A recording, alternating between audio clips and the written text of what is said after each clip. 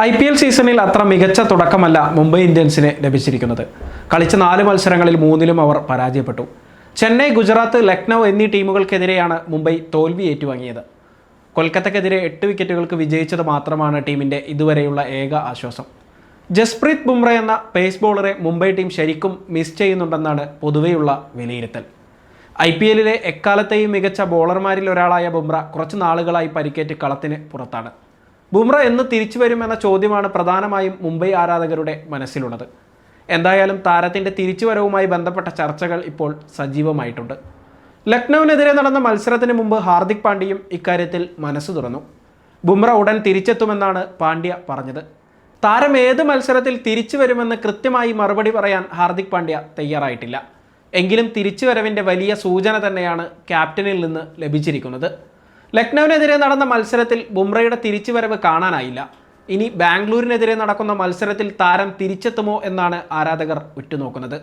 ഇപ്പോൾ ലഭിക്കുന്ന വിവരങ്ങൾ അനുസരിച്ച് ബുംറ ബാംഗ്ലൂരിനെതിരെയുള്ള അടുത്ത മത്സരത്തിലും കളിച്ചേക്കില്ല. നിലവിൽ ബംഗളൂരുവിലെ BCCI സെൻറ്റർ ഓഫ് എക്സലൻസിലുള്ള ബുംറ പരിക്കിൽ നിന്ന് മുക്തനായിക്കൊണ്ടിരിക്കുകയാണ്. ബുംറ നെറ്റ്സിൽ ബോളിംഗ് പരിശീലനം ആരംഭിച്ചതായി സൂചനയുണ്ട്. അതോടൊപ്പം അന്തിമ ഫിറ്റ്നസ് ടെസ്റ്റുകൾക്കായി അദ്ദേഹം തയ്യാറായിക്കൊണ്ടിരിക്കുകയാണ്. BCCI മെഡിക്കൽ ടീമിൽ നിന്നുള്ള ക്ലിയറൻസ് ലഭിച്ചാൽ ബുംറയ്ക്ക് മുംബൈ ടീമിനൊപ്പം ചേരാൻ സാധിക്കും. ബുംറയുടെ അഭാവത്തിൽ ട്രെന്റ് ബോൾട്ടിനൊപ്പം ദീപക് ചഹറാണ് മുംബൈ പേസ് ബോളിങ്ങിനെ നയിക്കുന്നത്. ഹാർദിക് പാണ്ഡ്യയും മികച്ച രീതിയിൽ ടീമിനായി പന്തെറിയുന്നുണ്ട്.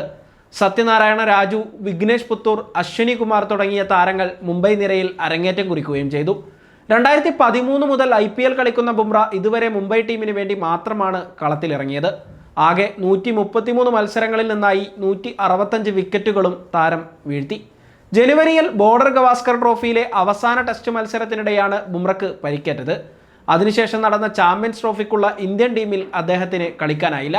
പരിക്കിൽ നിന്ന് പൂർണ്ണമായും മുക്തനായതിനു ശേഷം മാത്രമേ കളത്തിലേക്ക് തിരിച്ചെത്തൂ എന്ന നിലപാടിലാണ് ബുംറയെന്ന് മാധ്യമങ്ങൾ റിപ്പോർട്ട് ചെയ്യുന്നുണ്ട്. മുംബൈ നിരയിൽ സീനിയർ താരം രോഹിത് ശർമ്മയും ലക്നൗ സൂപ്പർ ജയൻസിനെതിരെയുള്ള മത്സരം കളിച്ചിരുന്നില്ല. കാൽമുട്ടിന് പരിക്കേറ്റതാണ് രോഹിത് ശർമ്മ പുറത്താകാൻ കാരണമായതെന്ന് ക്യാപ്റ്റൻ ഹാർദിക് പാണ്ഡ്യ വിശദീകരിച്ചു.